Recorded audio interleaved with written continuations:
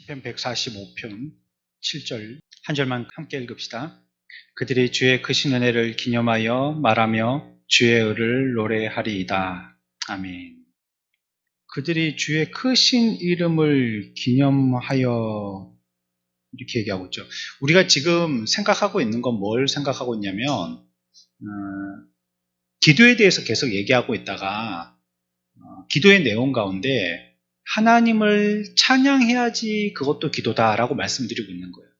조금 격가지로 많이 나가다 보니까 지금 이거 뭐 찬양에 대해서 얘기하는 건지 뭐 말씀에 대해서 얘기하는 건지 이제 그 맥을 놓칠 수가 있어서 제가 설명을 드리는 겁니다. 이거는 우리가 기도하는데 기도의 내용 가운데에 찬양이 들어가 있고 그 기도의 내용이 찬양이 아니더라도 하나님을 찬양하는 것이 기도이고 또 우리들은 찬양의 삶으로 기도해야 된다는 걸 말씀드리고 있어요. 그래서 7절에서 그들이 이제 시인이 주의 크신 은혜를 기념하여 라고 얘기하고 있죠. 하나님이 우리들에게 베풀어 주신 것들이 무엇인지 자꾸 살펴보는 거예요. 막연하게 지나가면 그거 잘 모르겠고 또 하나님 앞에 감사할 것도 없고 하나님에 대해서 내가 그렇게 살갑게 느껴지지를 못해요. 그런데 잘 살펴보고 확인하고 또 그런 부분들을 깨닫게 되어지면 하나님이 내게 어떤 은혜들을 베풀어 주셨는지 이런 것들을 확인해 볼 수가 있는 것입니다. 하나님의 은혜를 생각하는 것이에요. 근데 그 은혜 가운데서도 어떤 은혜냐면 크신 은혜다라고 말씀하고 있어요. 그러니까 뭔가를 깨달았다는 것이에요. 이렇게 그 부분에 대해서 이렇게 형용화해서 설명한다는 것은 그 부분을 깨달았다는 뜻이에요. 그냥 맛있더라 이렇게 하는 거하고 엄청 맛있더라 하는 거하고 아이고 맛도 한 개도 없더라 이렇게 얘기하는 거하고는 그 맛에 대해서 자기가 뭔가를 알았다는 뜻이죠. 맛있다 하면 그냥 대충 지나갈 수 있는 거죠. 엄청 맛있더라 그러면 그 맛에 대해서 아주 자기가 깨달은 거죠. 그것처럼 여기서도 은혜는 은혜인데 어떤 은혜냐면 크신 은혜다라고 얘기하고 있어요. 하나님의 크신 은혜를 기념하여 말하며 그리고 주의 의를 노래한다 이렇게 얘기하고 있어요. 우리가 이 시간에 생각할 것은요. 그러면 하나님의 크신 은혜는 어떻게 알 수 있는가 하는 것입니다. 시인은 주의 크신 은혜를 기념했다라고 얘기하고 있으니까요. 우리는 어떻게 그러면 주의 크신 은혜를 기억할 수 있느냐. 기념이라는 것은 기억이라는 말이잖아요. 메모리라는 거잖아요. 메모리. 그러니까 우리가 기억할 수 있느냐 하는 거죠. 하나님의 크신 은혜를 어떻게 하면 기억할 수 있느냐. 이 부분 시인이 얘기했던 걸 우리들도 한번 묵상해보자는 의미입니다. 먼저는요. 우리가 하나님의 크신 은혜를 알려면 은혜 받은 사람을 보면 알 수 있어요. 하나님이 그에게 크신 은혜를 베풀었다 하는 것은 은혜 받은 그 크신 은혜를 받은 사람을 보면 알 수 있다는 거예요. 그러니까 저 사람이 이 사람한테 무슨 선물을 줬는지 모르겠는데 아니 받은 사람의 선물을 열어보니까 그걸 우리들에게 보여주니까 무슨 선물을 받았는지 알게 되겠다는 것입니다. 사무엘하 7장 18절 찾아봅시다. 한 절만 함께 읽읍시다. 다윗 왕이 여호와 앞에 들어가 앉아서 이르되 주 여호와여 나는 누구오며 내 집은 무엇이기에 나를 여기까지 이르게 하셨나이까. 아멘. 하나님이요. 하나님의 백성들에게 선을 베푸시고 또 자비를 베푸시고 하실 때에 하나님께서 그 사람에게 베풀어 주신 그런 것들은 그 은혜 받은 그 사람의 그와 같은 베풀어 주심을 보고 하나님의 크신 은혜를 찬양할 수 있는 거예요. 그러니까 그 사람이 어떤 사람인지를 보면 오늘 10장 18절에서도 나는 누구며 내 집은 무엇이기에 나를 여기까지 이르게 하셨습니까? 하는 거예요. 이렇게 고백하고 있는데 원래 우리들이 어떤 사람이었는지를 생각해 보면 알 수 있는 거예요. 하나님의 크신 은혜를 받는다는 것은 여러분들이 어떤 사람인지를 알면 되는 거예요. 그러면 내가 지금 하나님의 은혜를 받고 있다는 것을 알 수 있습니다. 우리들은 아무 가치 없는 범죄자들이었잖아요. 죄인들이었단 말이에요. 그렇죠? 우리는 하나님의 진노의 대상이었었어요. 그러니까 하나님이 우리들을 향하여서 표적지로 쏠려고 하는 그런 사람들이 저와 여러분들이었다. 하나님의 원수, 원수는 대적하고 죽이는 거죠. 멸망시키는 게 원수잖아요. 그러니까 하나님의 원수는 우리는 하나님 앞에 대적자가 되어서 하나님이 우리를 멸망시킬 대상자들이 저와 여러분들이었다는 거예요. 그런데 이러한 우리들을 찾아오셔서 우리들에게 구원을 베풀어 주셨으니 이걸 보면 하나님의 은혜라는 것은 작은 은혜가 아니라는 걸 알 수 있다는 거예요. 날 보면. 그 은혜 받은 내가 이와 같은 존재이고 이와 같은 존재에게 하나님께서 이와 같이 큰 은혜를 베풀어 주신 거예요. 아무짝에도 쓸모가 없고 배은망덕하고 오히려 하나님의 일을 해하는 자 이런 자들이지만 그러나 우리들에게 또 선을 베풀어 주시고 또 자비를 베풀어 주시고 또 하나님께서 은혜 받을 만한 한 사람으로서 그 사람을 선택하여 주시고 그거 우리들에게 얼마나 귀한 것입니까? 요즘은 돈들이 많아서요. 얼마 전에 이 앞에 그 대패 삼겹살이 리모델링을 했거든요. 이 주민센터 앞에. 그래 그 옆에 있던 미용실이요. 옆에 있는 건물 2층으로 올라가고 미용실 자리까지 다 털어가지고 이제 미용실 자리가 뭐 그렇게 크지는 않지만 그 자리까지 이제 그 대패 삼겹살이 다 하게 됐어요. 근데 어느 날 새벽에 보니까 우리 이 동네는 화요일 날 재활용품을 내놓거든요.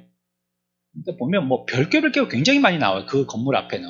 그 건물에 뭐 입주하고 있는 여러 뭐 입주 사무실이라든지 가게들이라든지 뭐 이런 게 많아서 그런지 뭐 많이 나와 있어요. 어떤 때는 뭐 능히 쓸만한 것도 내놨는데 요번에는 리모델링 할 때 그 안에서 그릇을 엄청 내놨더라고요. 그릇을. 이만한 가마떼기에다가 몇 개나 내놨어요. 뭐 새로 다 버리고 산 건지 모르겠는데 하여튼 막 이렇게 국그릇, 뭐 접시, 큰 그릇, 뭐 주워 오고 싶을 정도로 지나오면서 차 타고 지나오면서 딱 보니까. 근데 우리는 뭐 그릇이 많으니까 눈에는 보이긴 했지만은 뭐 그래 좋지는 않았지만 그 쓸만한 그릇들을 이제 그런 것들은 요즘에는 뭐 하도 흔하니까 중고 이런 데서 사가지도 않거든요. 그런 거. 자기들도 원체 지금 보관해두고 있는 게 많으니까 더 새 거고 뭐 그런 데도 많으니까 그런 거는 안 주워온단 말이에요. 또 뭐 가게 이름 찍혀있고 이런 거는 사람들이 싫어하니까. 그러니까 엄청 많이 내놓죠.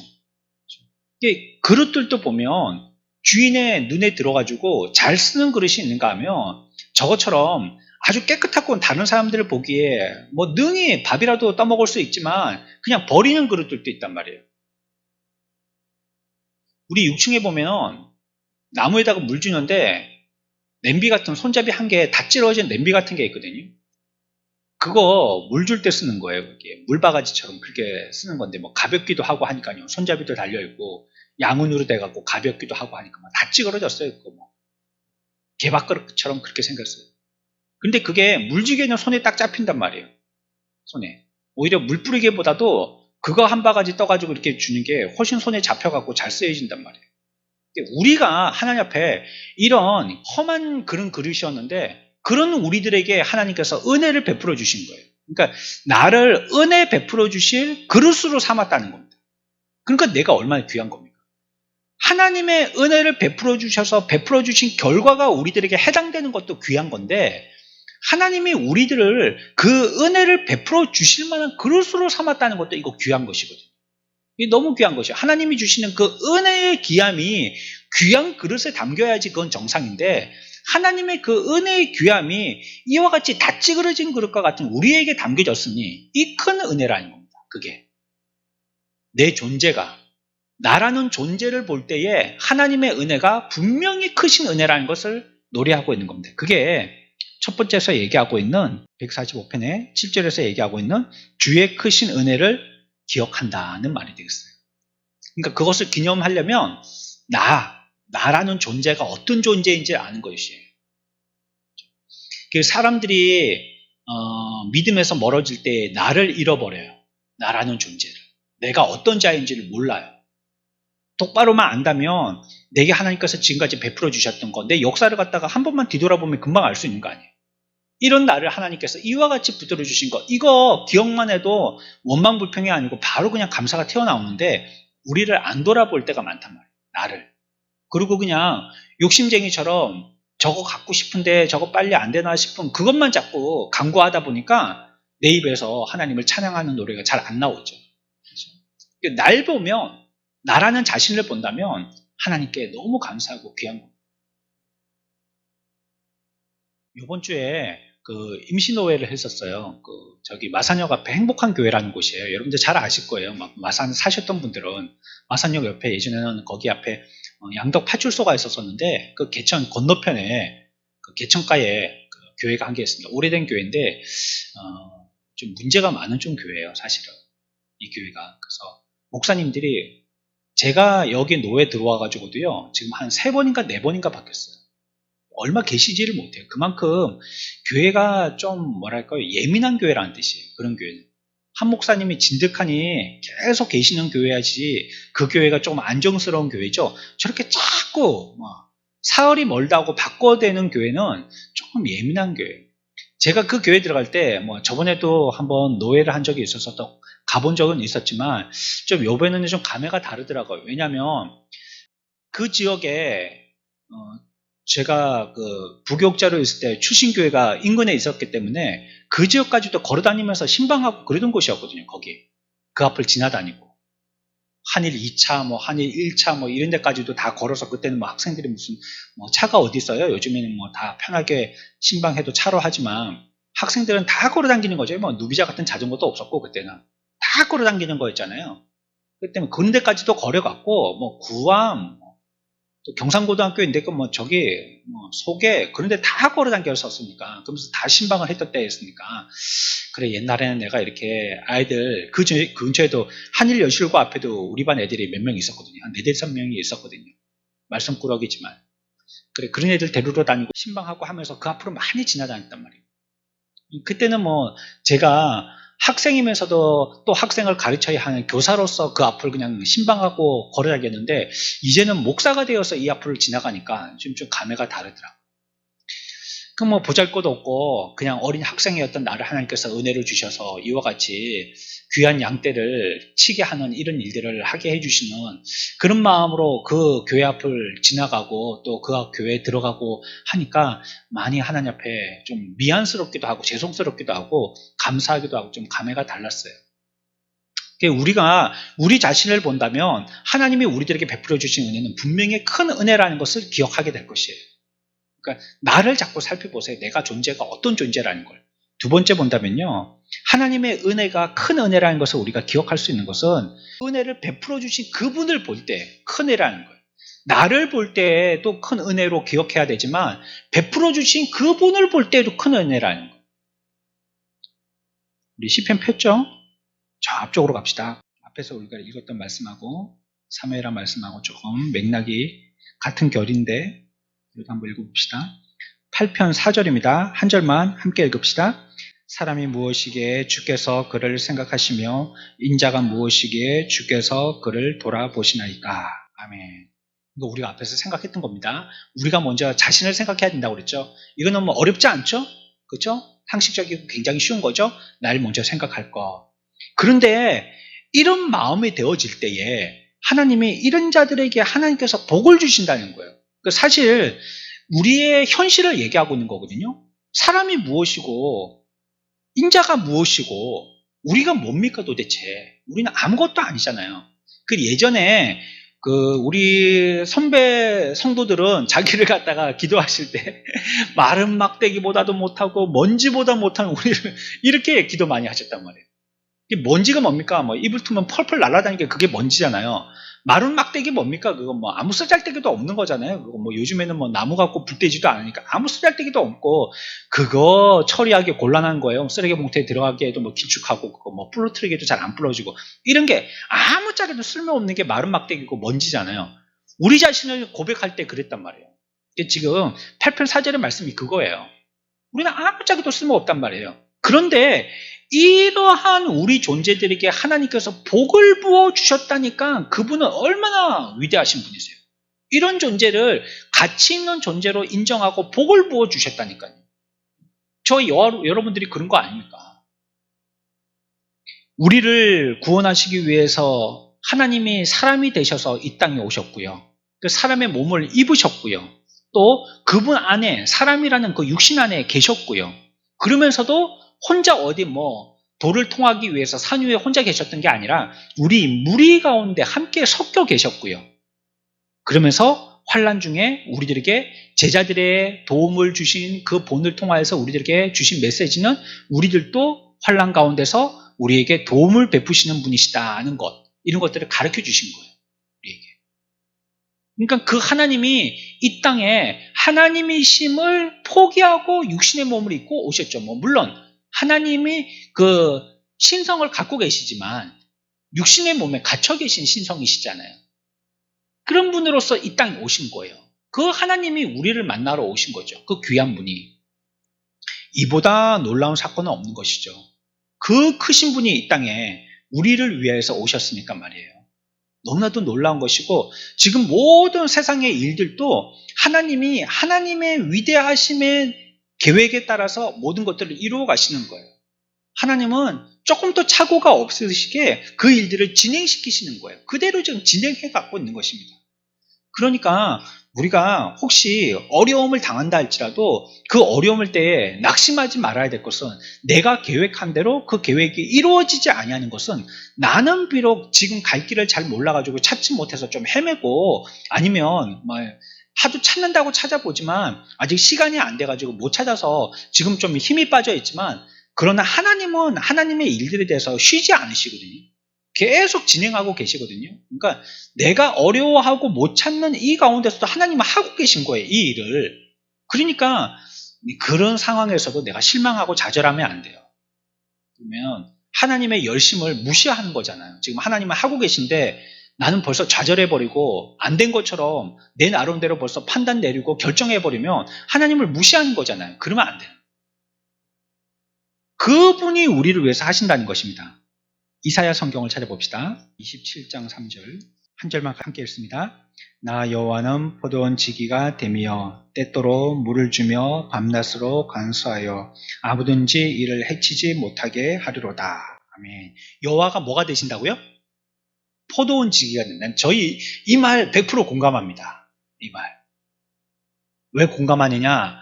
몇 그루 안 되지만 6층에 5층에 나무 키워보니까 알겠어요.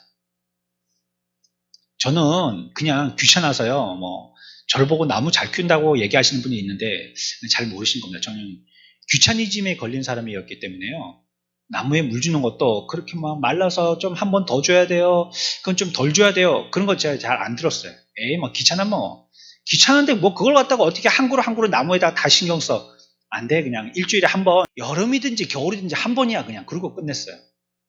그러니까 어떤 나무는 자기 컨디션이 있잖아요. 또 나무의 성질에 따라서 물 좋아하는 것도 있고 물 싫어하는 것도 있단 말이에요.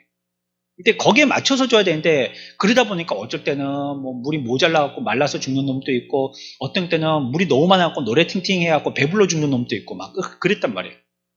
그리고 그냥 잎이 누래지거나 말라 삐뚤어졌거나 그러면 지가 떨어질 때까지 제가 기다렸지 굳이 뗀다든지 전전과일을 대지 않았어요. 그냥 풍성하면 좋은 거다 싶어가지고. 근데 보니까 가지를 잘라준다든지 잎을 떼준다든지 불필요한 것을 갖다가 꺾어준다든지 이렇게 하니까 나무도 조금 더 작품성이 있어 보이고, 또 그렇게 하니까 불필요한데 에너지를 안 쓰게 되니까 더 새순 내는데 더 힘을 많이 가하게 되어지고, 또 물도 그렇게 자주 먹는 거는 자주 주게 되니까, 그러니까 그게 저 위에 찔레 장미가 있거든요. 목양실 앞쪽에 유리 앞에. 그건 무조건 그거는 우리 교회 온 지가 몇 년 됐는데 무조건 일주일에 한 번이었어요, 물 주는 게. 그래가지고 꽃피는 봄 딱 지나고 나면 병 들어가서 잎이 다 떨어지고 그랬단 말이에요. 근데 요즘에는 물을 좀 자주 줍니다. 하루에 한 번씩 줍니다. 새벽에 올라가서. 하루에 한 번씩 주니까 이제는 새 잎도 나고요. 이제 지금이 꽃피는 시기인지는 모르겠지만 장미꽃도 자꾸 봉오리가 생기는 거예요. 그 지금 꽃이 피려고 요놈도 생기고 조그만 놈들이 한 3, 4개가 또 올라왔어요. 관심을 가진다고 물을 자꾸 준다는 뜻은 아니고요. 또 물을 안 줘야 되는 건 또 참아내야 되거든요. 물 주고 싶어서 손이 근질근질한데 그건 또 안 줘야 된단 말이에요. 한참이나 있다가 줘야 될 것은. 이게 포도원 지기가 그런 마음이라는 거예요. 포도원 지기가. 필요 없는 거는 꺾어주고, 돌봐주고, 가지치게 해주고, 약 쳐주고, 잘라주고, 벌레 잡아주고, 물 주고, 이래가지고 키우는 것입니다. 이렇게 해서 어떻게 하냐면 때때로 물을 주며 밤낮으로 간수하며 아무든지 이를 해치지 못하게 뭐 벌레가 오든지 혹시 또 바람이 분다면 어떻게 해요? 태풍 온다 하면 귀찮지만 또 들여놔야 되죠. 지금도 6층에 우리가 실내 안에 있는 나무들은요, 밖에 안 내놔요. 밖에 내놔 보니까 바람 때문에 꺾어지기도 하고 햇빛을 너무 많이 받으니까 또 타기도 하고 이래가지고요. 올해부터는 6층 실내에 있던 나무들은 물 준다고 밖에 내놨다가요, 주일날 밤에 다시 와서 다 드립니다. 실내 안에서 키워요, 지금. 그러다 보니까 잎도 조금 보존이 되어지는 것 같고 그런 거예요. 근데 밖에 내놔면요, 그런 해함을 받는단 말이에요. 이런 것들을 보호해줘야 되는 거예요. 포도원 지기는 그래야 되는 거죠. 과실을 맺게 하려면 더 신경을 써줘야 되겠죠? 그렇죠? 벌레도 잡아주든지 병도 안 걸리게 한다든지 뭐 어떤 것들은 포도 같은 걸 뭐 또 이렇게 종이로 싸준다든지 뭐 이런 게 있으니까 훨씬 애가 많이 쓰이겠죠. 또 비료도 훨씬 많이 줘야 되겠고 풍성하게 땅도 막 이렇게 뭐 잡초도 잡아줘야 되고 뭐 이런 거 많이 해야 되겠죠.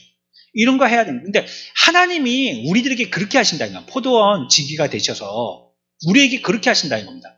첫 번째 하나님이 주신 은혜가 큰 은혜라는 것은 우리를 보면 안다 있잖아요. 우리 같은 존재를 두 번째에서는 그 높으신 하나님이 그 포도원 지기가 되어서 일일이 물을 주기로 하시고 또 여기서 얘기하고 있는 것처럼 다른 것들이 해하지 못하도록 우리에게 벌레도 잡아주시고 약도 쳐주시고 그렇게 하신다는 거예요. 이를 보니까 하나님의 은혜는 분명 크신 은혜다라는 것을 우리들에게 얘기하고 있는 것입니다. 그러니까 그분이 우리들에게 흘려주시는 정도는 물로 치면 어떤 지류 정도가 아니고 원천의 것을 주시는 분이시다. 귀한 분, 귀한 것을 우리들에게 주시는 분이시라는 겁니다.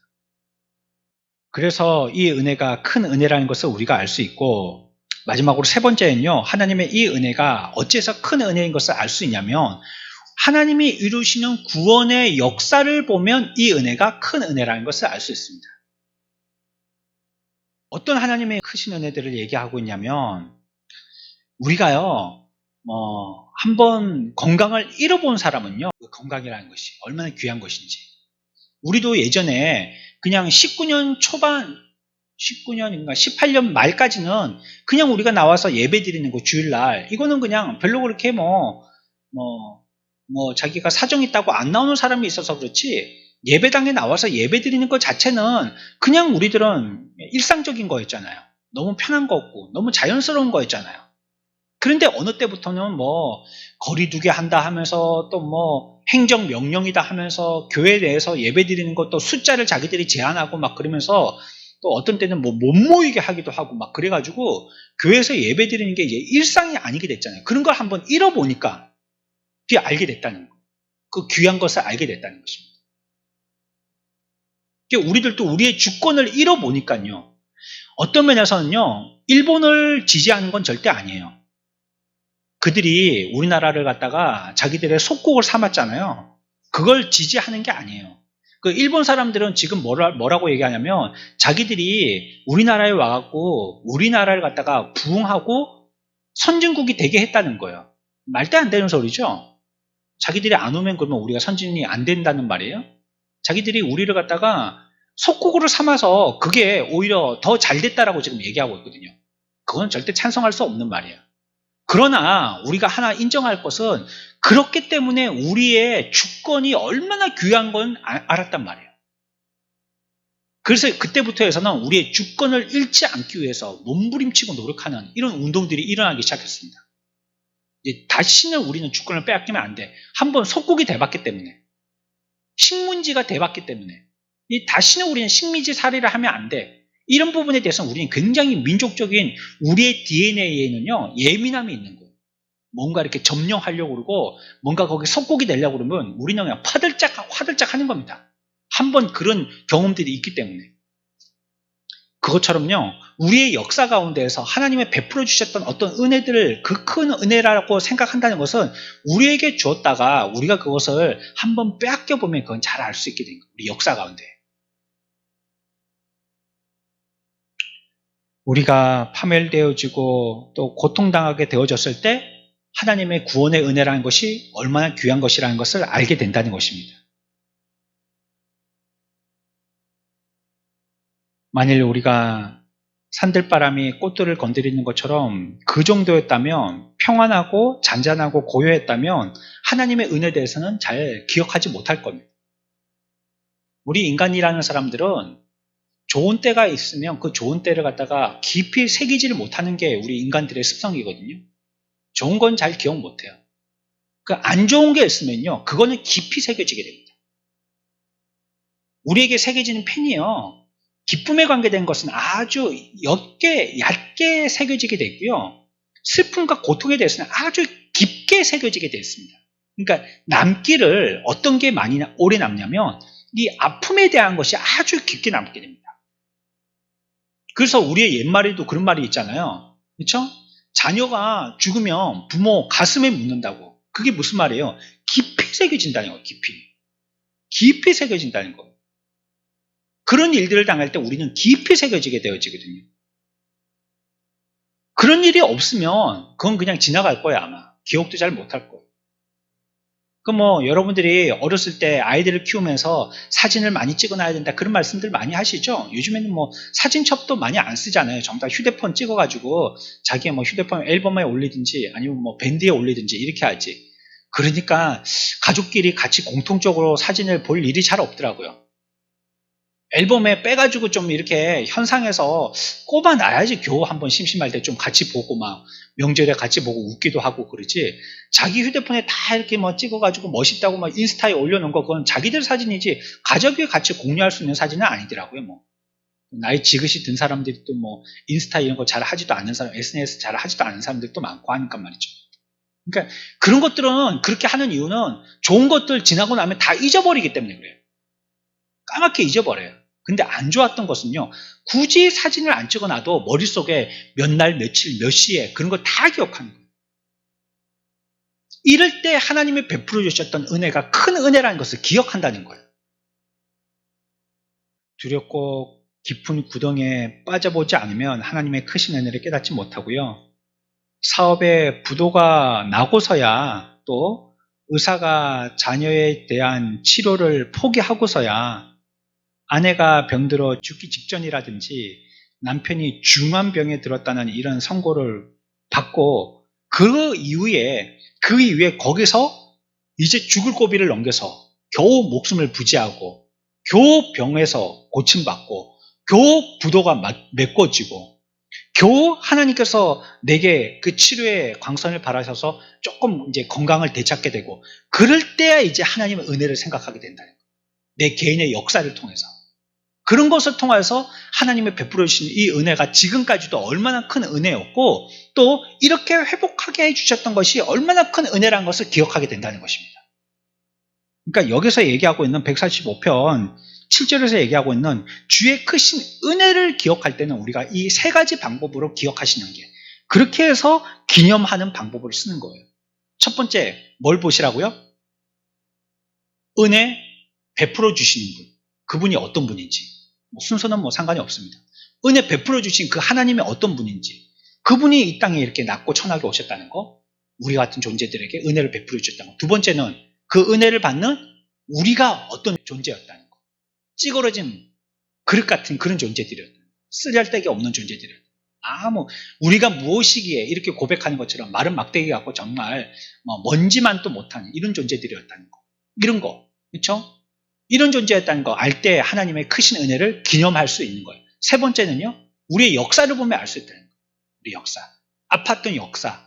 그 아팠던 역사를 회복하여 주신 것을 보니까 하나님의 은혜는 크신 구원의 은혜라는 것을 기념할 수 있다는 것입니다.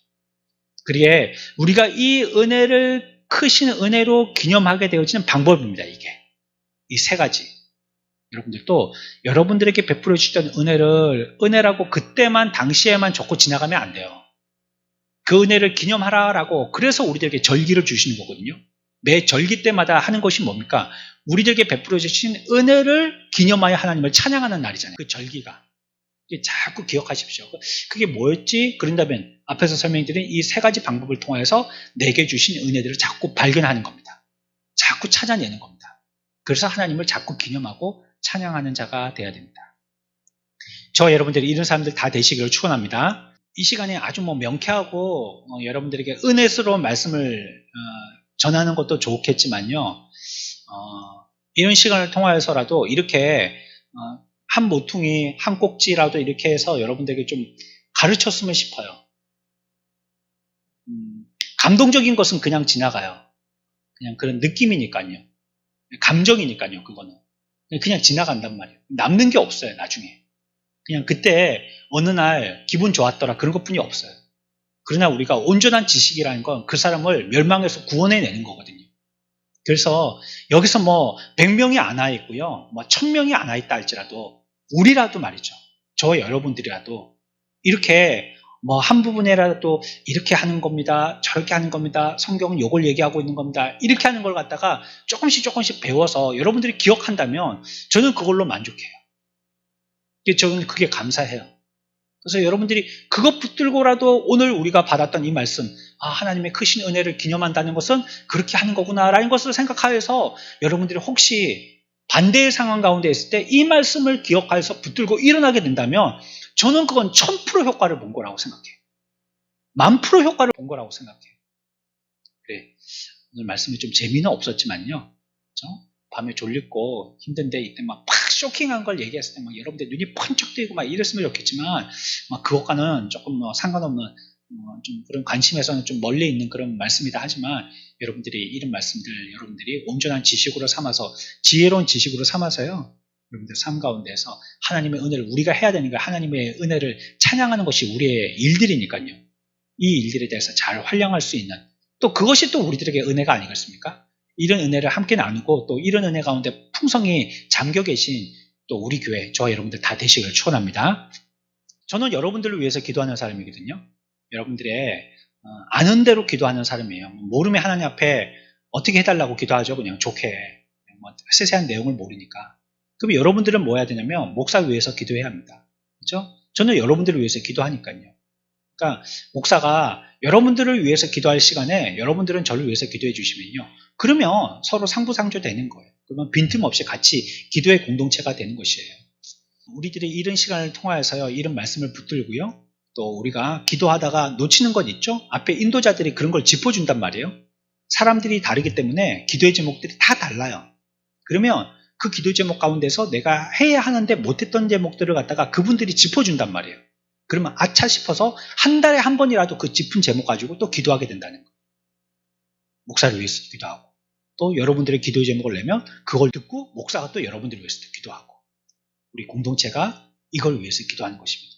우리가 지금 신약의 초대교회에 대해서 배우고 있잖아요. 그 사람의 무리가 3,000명이 회심해서 신약의 초대교회가 이루어져 나갔지만요. 전체 인구로 친다면 그거 얼마 안 되는 숫자잖아요. 그런 부분에서 본다면 우리의 숫자가 미비하다 할지라도 이거 갖고 실망하지 않습니다.